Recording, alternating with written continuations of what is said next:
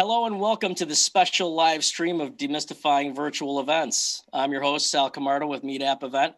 And for the next 30 minutes, we'll be answering all your questions about how to create your live virtual events and how to create that same amazing experience for your audience. We'll also be giving you a behind the scenes look at a live streaming production.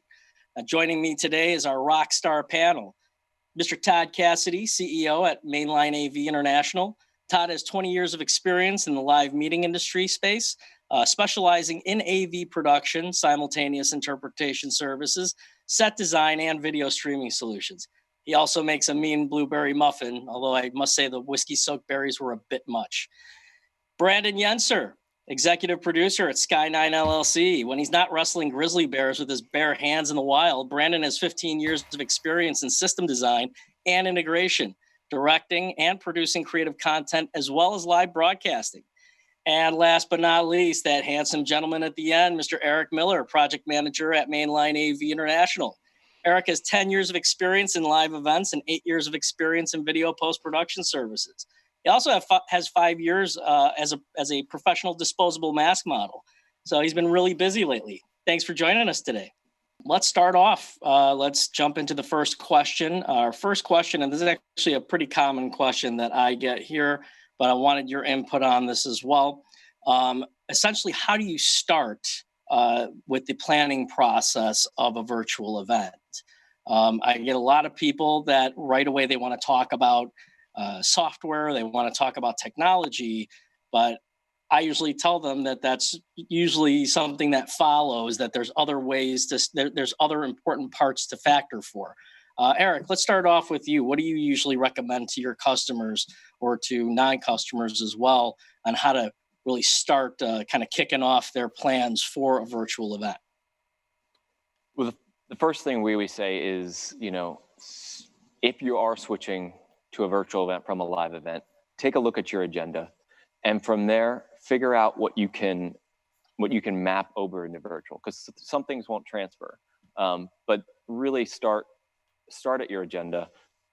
Technology will come second, and you figure that out later. But if you have a good basis and an overview of what you want to accomplish and the time blocks, that's huge. Yeah, I guess if I would add to that, of course. Starting with the agenda and thinking about reaching out to technical providers early on in the process so they can sort of help direct you and figure out the tech behind it. I don't think anyone's expecting meeting planners to figure out the tech as much as they are, hey, this is what I want to do. Can you make this happen? How do I make that happen? So reaching out to people early on can fix some of those things up front.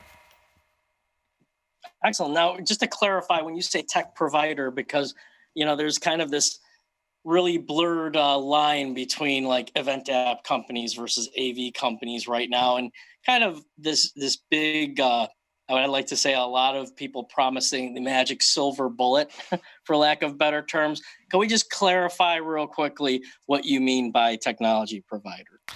Technology provider, mostly with dealing with the streaming portion of that. They're going to have to work with other people and resources as far as things like integrations of meeting apps and other things like that. So when I'm talking like AV or visual provider, we're talking about the streaming function of the video product, but you're still going to need to sort of work with a team to produce bigger things, if that sort of makes sense. Excellent. Yeah, it's something that I know I've been mentioning, and I know for some of you that have joined our previous webinar on virtualizing your event, something that we preach here daily is that you want to make sure that you're focusing first on your goal and purpose. What's the reason why you're creating this? And just to Eric's point, being able to kind of map that experience out, based on that goal and purpose. So how are you taking those individual parts of your live meeting or of your live in-person meeting and then basically moving that into the virtual space? All right, we're going to move on to the next question. But before we do that, a couple of reminders. All the questions that you're hearing right now are questions that we've collected just in the last few weeks here at MeetApp, at Mainline AV, and at Sky9 as well. So this is a collection of questions. The most popular questions are the most common ones that have come through.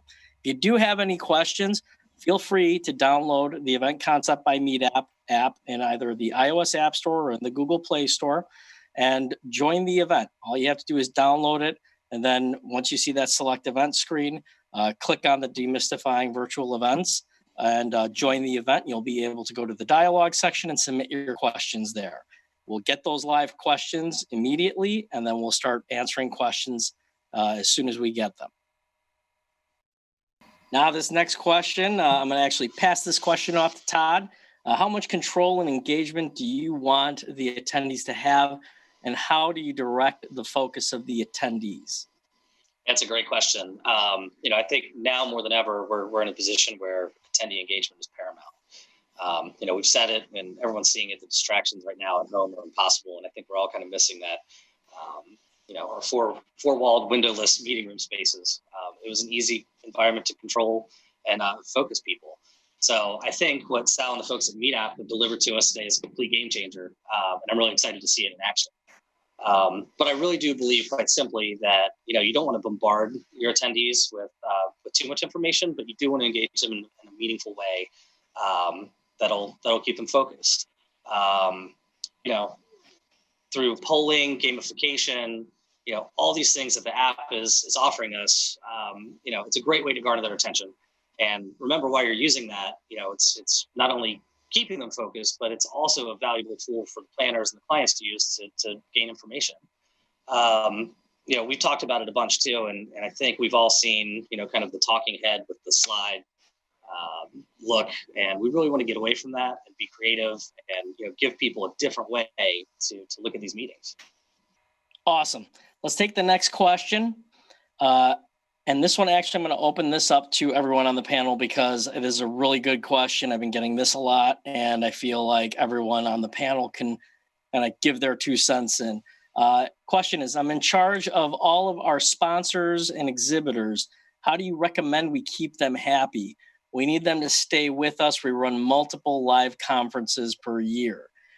Now, typically when I have this conversation with people thinking about sponsorship, I usually ask them a few questions to kind of figure out, is it just sponsors? Is it sponsors and exhibitors? Is it only exhibitors? Because there is a difference between the two. The other question that I typically ask is this a tiered sponsorship or tiered exhibitor type of level? Like, are there certain exhibitors that pay more, like a platinum or like a platinum sponsor or platinum exhibitor versus somebody who's spending less? And you really want to think about this in 2 paths. Your first path is the live stream. So things that you're injecting in the stream. The second path is going to be an app. So everything that you're delivering through the app. There's a ton of things from the app perspective, things from in-app banner placement, sponsored sections, sponsored push notifications, virtual exhibit halls. You could do things like, gamify the experience where they can go around from vendor to vendor and answer a question, but each question is password protected so that you have to actually have some sort of interaction or maybe even book a meeting in order to get the passcode, in order to get those points. A lot of different ways that you can do this. It really kind of depends on how you're structuring your sponsorship or your exhibitors. I have a client that recently set it up where every exhibitor had a Calendly link to their calendar. So what they could do is they could go in and pre-create all of the forms to pre-qualify depending on the individual exhibitor. So the exhibitor handles setting up their own questions to pre-qualify people that they want to meet with. Somebody goes into the exhibit hall inside of their app. They click on the exhibitor, they click on their calendar, and now they see everything that's available to them for the next few days, and they could book time with them directly. There's a lot you could do with, attaching, pre-recorded videos or brochures. Now, from a live streaming perspective, I'll throw this out to you guys. What do you think as far as, what you can do from a in-stream perspective? I guess first of all, it would be graphics. When we produce broadcasts, we like to assemble things called broadcast packages, and that gives you branded graphic elements to include in your stream that match the brands of the company, such as backgrounds, lower thirds, transition slides, standby screens. Those are all opportunities for sponsorships and or vendors to use their branding. Could be for a different vendor of each session, could be a sponsor, and then everything's produced kind of with their branding, and that would be an opportunity to make them happy. Yeah, and I think we've been getting a lot of interest in going with the virtual exhibit halls. It's great to be able to schedule time with a vendor or a sponsor, go in, be able to chat with them, post your questions. That's been really kind of powerful so far. And even kind of that's on a more elaborate side, but even down to just on for more simple broadcasts, breaks and things like that, we're just scrolling sponsor loops. And that's still getting the message in front of people, and I think going a long way with the sponsors. And I think, well, I know one other thing that we've done is, and it depends on your industry that you have out there, but during the registration portion, the meeting planners have put like a little opt-in to share your contact information with vendors or exhibitors, and then the attendee gets to choose whether or not they want their information shared. And a lot of times that's information that the vendors never got before. So just different ways you can do things on your own. Excellent. Let's move on to the next question. And this one I'm actually going to post to Brandon. When should I consider using a collaborative platform such as Zoom versus streaming platforms like YouTube? Yeah, I mean, it's basically, you have to answer the question of, do I need two-way communication between participants or a one-way broadcast? In our case, we're using a two-way communication between us as panelists to discuss, but we're streaming, aka broadcasting it to panelists and forcing them to submit questions through a Meet app so we can moderate it and have a very professional and constructive stream. So the two-way communication is when people need to interact in real time. A live stream is just one-way communication, like a broadcast, and you can incorporate the two into the same program if you need to. Great. Next question. Do we need to have speaker rehearsals, and do you have any recommendations on doing rehearsals? I'll take that one. Yes, you should definitely have speaker rehearsals. It doesn't have to be anything elaborate, but one of the things we do is a day out from the broadcast, from the stream, we like to get about 30 minutes blocked on the speaker's calendar just to go over basic things like what it looks like in their room, what their internet speed is like, can we hear them okay? Do they look good? Lighting and all that, those sorts of things that you want in a nice production. And then even before that, like a week out or 10 days out, we'll shoot them an email just to say, do you have a microphone? Do you have a camera? Do you have a computer capable to get on Wi-Fi at home? Because a lot of times you'd be surprised, but we've had people like the day before be like, I don't have a camera or a microphone. And so rather than us have to FedEx something overnight, if we have that buffer time, we can put together packages of like lighting and a camera and get it out to them. So that way it makes your stream look nicer and we can work with them. Now, would you say that's a very common occurrence? I mean, where you would have to bundle packages to send out? No. I mean, we don't have to. It's definitely something we offer. Just if you want to, elevate your production value a little bit. For instance, like in this call now, like, Todd is on a webcam on his actual phone. You're on a webcam. Brandon and I are both on like higher end cameras in more of a production studio, if you will. So, later on we can offer, and what we do offer mostly is, we go out, we get everyone together and do studio shoots like this. So that way your broadcast looks as professional as possible, just like a TV shoot. And I know this is kind of the geek in me, but what kind of camera are you using?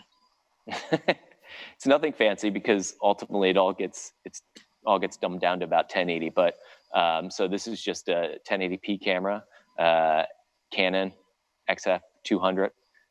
Brandon, I'm not sure what you're using up in your studio.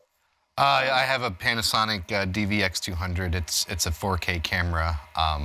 Yeah, it's nothing too crazy, but not a webcam either. It's a pretty nice camera. And just by taking it that little step up, you can get more clarity. Image looks a little crisper.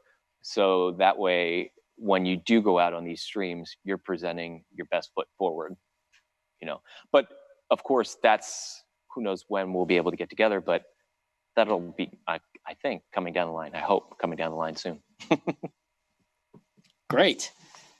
Let's take the next question. And this one I'm actually going to post to Todd. I think you'd be probably the best person to answer this. But what are the advantages of pre-recording meeting content versus everything live? Right. So I think there's a lot of advantage to doing pre-recording. It gets back to those distractions again, too.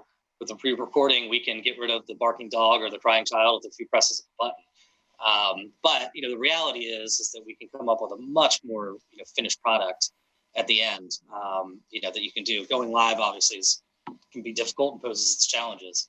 But it's pretty easy for us to go in. We can pre-record all your presenters, go in and edit it back together and give you a nice final product. And then the nice thing is you can still go live back to a Q&A panel, and really no one's kind of the wiser about it. So there's a good way to integrate the two together to come up with a great way to get your message out there. Excellent. Yeah, and something that I know I've been talking to a lot of customers about this. I actually have a client the other day that had a rather large event. What they decided to do was split. So their general session or their plenary sessions was all live stream. And then when they did their breakouts, it would flip to that you would basically be pre-recorded breakouts. So those breakouts were then attached inside of the program of that particular session in the app. So they could either watch it, on a screen, or they could watch it in the app. But essentially what they were doing is basically, live stream for a general session and then pre-recorded content for the breakouts. Now they're able to save that content for later, essentially build a content library. And really it's on demand. At any time, anybody could go into the app and access any one of that content so that it's available. So I think now is a really good stopping point before we continue on with more questions to actually take a behind the scenes look at a virtual stream and kind of talk about this stream right now. I think it's really well produced, and I just wanted to kind of kick it off to Eric first. Maybe kind of explain the behind the scenes a little bit. Eric? Yeah. So it's pretty interesting what we've done, and we've kind of pieced a bunch of tools together. So all, as you know, we're all dialed into a video conferencing platform. Todd's in Florida, Sal, you're in Chicago, Brandon and I are in 2 different parts of Pennsylvania. And then from there, we take that video conferencing, we bring it into some editing software where we can overlay graphics, we can do transitions, layering, mix all the audio together, add presentation and other graphics. And then from there, we send it out into the stream, which can get embedded into the app. And that's how people are interacting from that way. And then the remote speakers like yourself, Sal, you can explain kind of what your setup is. Yeah. So I am actually right now on my laptop. I've got a little bit nicer of a webcam setup, but it is a webcam. So it's not like any special like high quality camera by any means, not like Eric or Brandon, but I do have this nice little Yeti microphone that I got to say is fantastic. The sound quality on it is, I think, really, really great.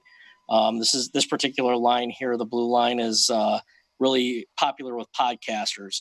And I have a simple 3-point lighting setup.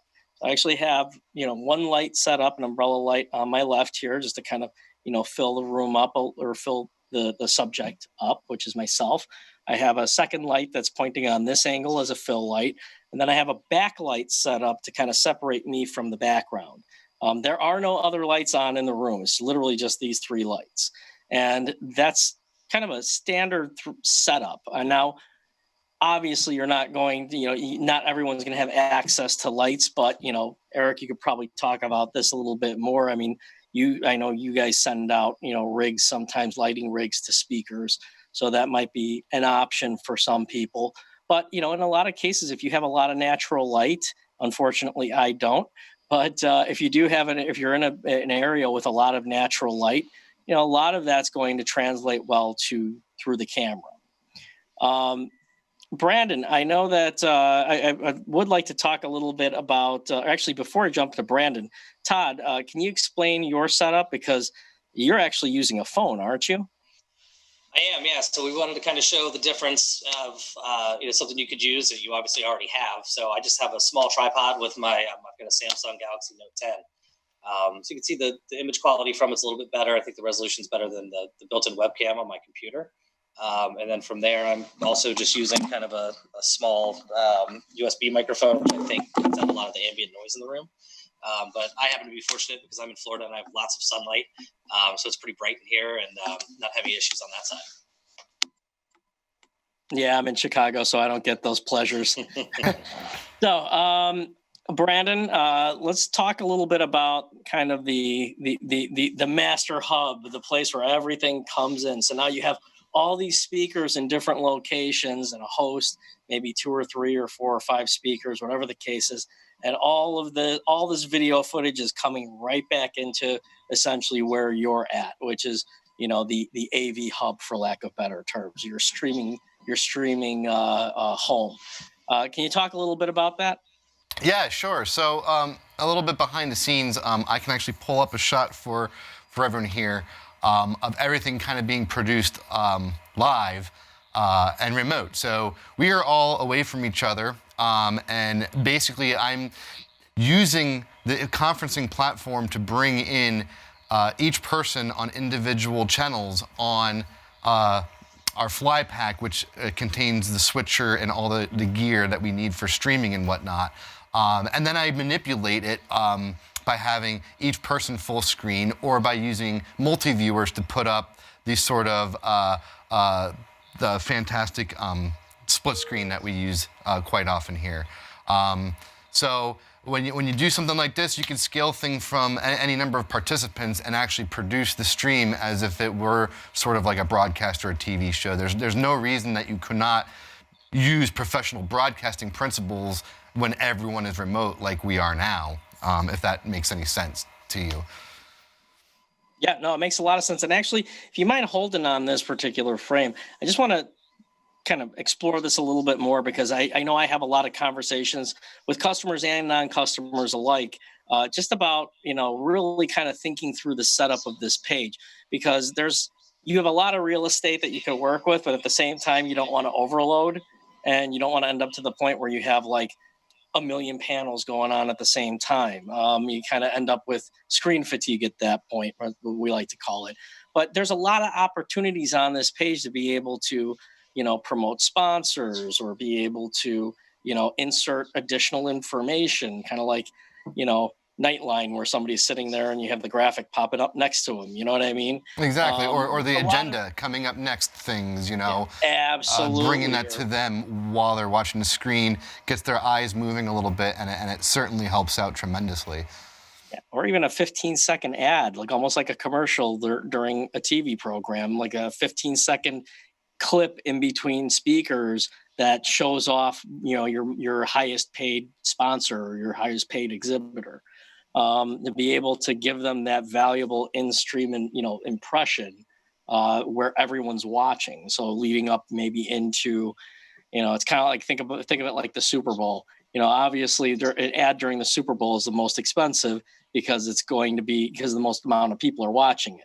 Well, you almost want to think of it that way. When are you inserting that ad leading up into or leading out from the keynote speaker? So, because that's going to be probably the most watched thing out of your event. So little things like that are kind of interesting to me, because you really are now almost like becoming like a TV or a movie producer. This is something that I've been telling, again, customers and non-customers alike, is that with virtual events, you're doing away with all of the minutia of, having to book venues and having to, deal with food and dinners and things like that. And now you're able to focus on content and content delivery.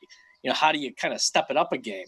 And that's really where this kind of idea of you becoming more of a movie or TV producer come in. Yeah, exactly. And one of the things is this is all ready to go now. If there's events in the next week, next 2 weeks, next 3 months, this is ready to go. So yeah, we just need people to sort of understand what they can do and how to implement it into their unique situations. Great. So this next question, I'm actually going to toss this one over to Eric. Do streams ever fail, and what sort of contingencies can we consider to adapt if they do? Yeah, I mean, that is a reality. I'm not gonna lie, it happens sometimes. What we try and do is a lot of times we'll do a simultaneous cast, so that way we have a redundancy in place.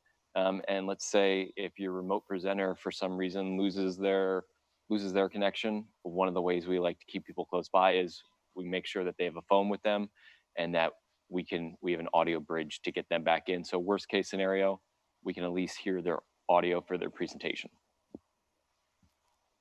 Great. Next question. We're going to kind of lightning around this because we got a bunch of questions coming through. And this one's actually from our friend Abby. So what is the difference between using the app to gather Q&A versus an online meeting platform? Does the extra step of using the app deter usage? No, it doesn't. And as a matter of fact, you kind of want to think of it as you're now giving them the ability to get more content than just being able to submit a question during a live stream. Because remember, the app is going to hold all of your relevant information. So if you're trying to distribute any type of collateral, if you're trying to distribute any presentations, but keep in mind, now that they're in the app, you can also leverage push notifications to draw them into the experience, or even kind of as a little pulse check throughout the course of the hour or 2 hours, however long you're doing your stream for. So is it a extra step? Yeah, it's not like right on the monitor for you, but it also does kind of separate it out to make it feel more like a live event where you're watching the stage, which is on your screen, and you're responding via your app, but you're still able to consume all of the content in real time as needed. All right, next question. And actually, I will open this one up. So Todd or Eric or Brandon, whichever one of you guys want to jump in on this. Do you have a range of what the costs involved with doing a virtual event, from a basic webinar to like a studio setup? Sure, I'll jump in on that. So, it's kind of the same thing as your live meetings. It's as basic as you want to go to the sky's the limit. It's really what you and your client are looking for in the end product. But, I would say for a virtual, very easy stream, you could be looking as low as, the cost of a technician for the day and some minimal equipment. So, $1,000 to a couple $1,000. And then, you want to get into a real nice broadcast, pre-recording, multi-shoot thing. I mean, we can go as high as you'd like. So it really covers the gamut, but there's definitely, packages out there that'll fit every budget and every need. Yeah, ditto. It's all sort of custom solutions. So it's hard to come up with a range, so to speak. But each event's going to be different, even the most simple to the most complex. We like to approach each one as an individual and do justice. Yeah, and I typically tell people, I'm like, are you producing something like this, or are you producing something like The Tonight Show? The range could be pretty dramatic depending on what kind of experience you're trying to deliver to your audience. All right, let's take another question here. When looking at engagement across a virtual event, how does that differ between a live event? Can we expect a drop in engagement? Eric? Yeah, sure. I find, especially now that everyone's virtual, having something like an app is key. But the first thing in order to keep everyone's engagement is thinking about it from a production.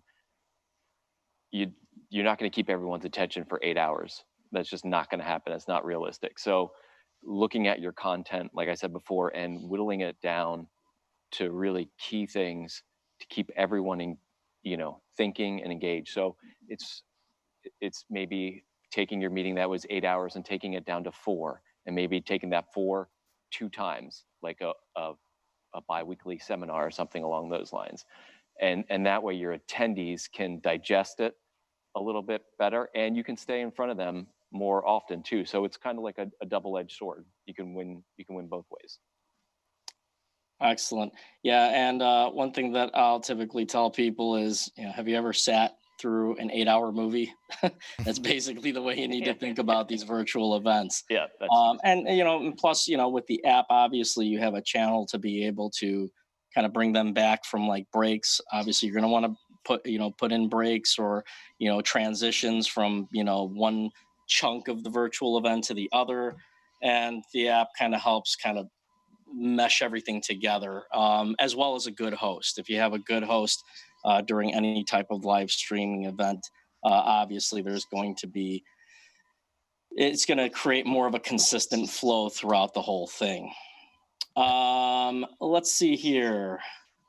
We've got time for one more question, and I know we got a bunch of questions here, but what we are going to do is we will go through all of these questions, answer them individually, and then we will be sending them out.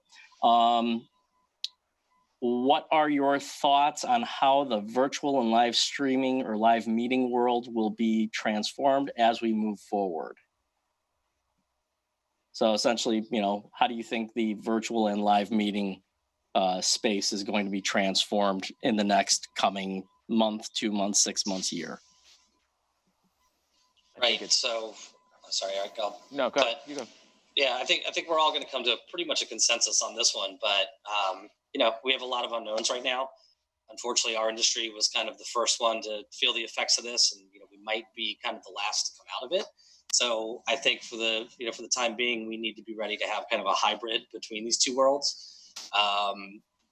Companies are still going to have travel restrictions. People are going to be afraid to get on airplanes. So, I think we're still going to see remote presenters, remote attendees, even when we can meet again. So I think a good way to think about it is even when we can start going live again, we get people together in locations. Obviously, we can make a nicer broadcast that way to send out. But again, we want to keep the creativity. We want to keep it fresh. We want to give attendees that are watching remotely, something to keep them engaged. So, but, I think for perhaps a foreseeable future, we're looking at a good mix of how we're going to do, the meetings on site as well as virtually. Yeah, I'd agree. Yeah, and I sometimes wonder how long will this last, and are people going to get used to the virtual environment so much that when you do get to 100% normal, are people going to expect this kind of broadcast production even if they weren't previously using it, because people are just used to meeting in this environment now? Sort of like, are we going to shake hands in the future? Or are we going to be used to, elbow bumps and stuff like that? Yeah, and just to kind of throw in my 2 cents, excuse me, we've been talking to a lot of customers and non-customers alike regarding this, and this is something that we feel, while right now everyone is jumping into virtual events and some people are just, punting their events for later on in the year or possibly next year, there is the reality that, come 1 month, 2 months, 6 months, however long it's going to take to get out of this, there are still going to be a lot of people that are going to be a little gun shy about getting on a plane or being in a room full of a bunch of people. So will there be a value to at least understanding this space, the virtual event environment, and being able to deliver that concurrently with the live event? You're going to start seeing a lot more hybrid events coming up. And then maybe at some point, some companies will go right back to just doing live events. There is also the reach factor. When you're simulcasting this as a hybrid event, you can reach a lot more people. So there is going to be that factor to consider. Excellent. Well, listen, guys, I want to take a quick moment because we are past time, but I want to thank first everyone that attended today. I did get a couple of messages pop in, actually 2 messages popped in of people having bandwidth issues. It's probably a local bandwidth issue, but we will be recording this, or we've been recording this, I should say. So we will send you a copy of the recording after. If you do have any additional questions, feel free to keep submitting your questions through the Q&A. We will be collecting the questions, answering them all, and then sending it. All of the questions that came through, we'll be sending out to you. That said, I want to thank you all for joining us. I want to special thanks to our panelists, Eric, Todd, Brandon. You guys were great today. And hey, guys, let's just keep learning. You know, this is a great opportunity to learn new things, experiment, push the limits, and see what we can do with this. So from everyone here at Meetup and Mainline AV and Sky9 Productions, we will be checking out now. And thank you all for joining us, and we will talk to you soon. Thank you.